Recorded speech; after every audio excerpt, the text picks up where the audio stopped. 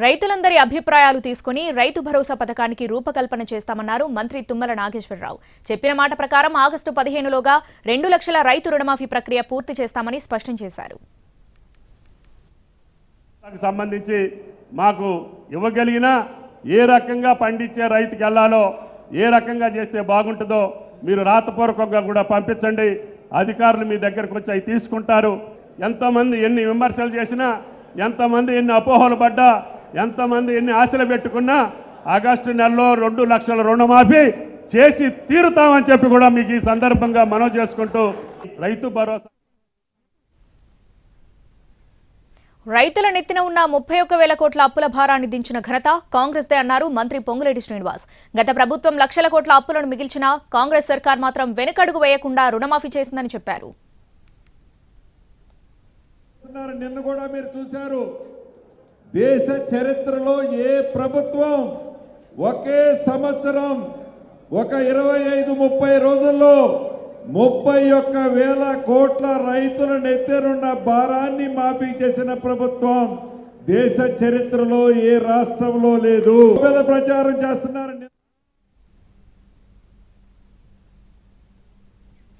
నాడు వైఎస్ హయాంలో ఒకేసారి రైతు రుణమాఫీ జరిగిందని, ఇప్పుడు మరోసారి కాంగ్రెస్ టైంలోనే ఒకే విడతలో రుణమాఫీ జరిగిందన్నారు మంత్రి శ్రీధర్ బాబు.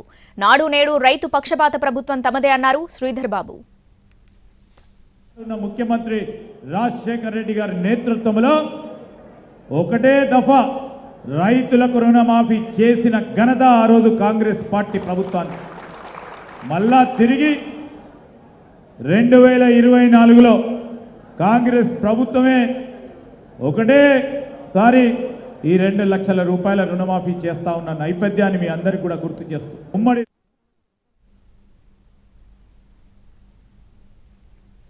దేశంలో ఎక్కడా లేని విధంగా 2 లక్షల రుణమాఫీ చేసిన ఘనత కాంగ్రెస్దేనని అన్నారు ఎమ్మెల్సీ జీవన్ రెడ్డి. అంబానీ అదానీలకు రుణమాఫీ చేయడంపైనే ఎన్డీఏ ప్రభుత్వానికి ఆసక్తి ఉందని, రైతులపై లేదన్నారు జీవన్ రెడ్డి.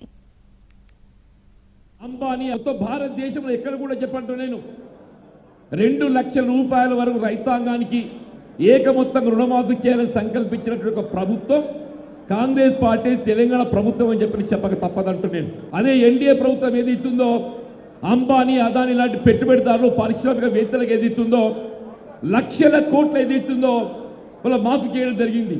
రైతాంగానికి వచ్చే వరకు ఏది ఇస్తుందో రైతుకు రుణమాఫీ చేస్తే సోమరిపోతవుతాడు. అట్లా అదే అంబానీ అదే లాంటి పారిశ్రామికవేత్తలకు రుణమాఫీ చేస్తే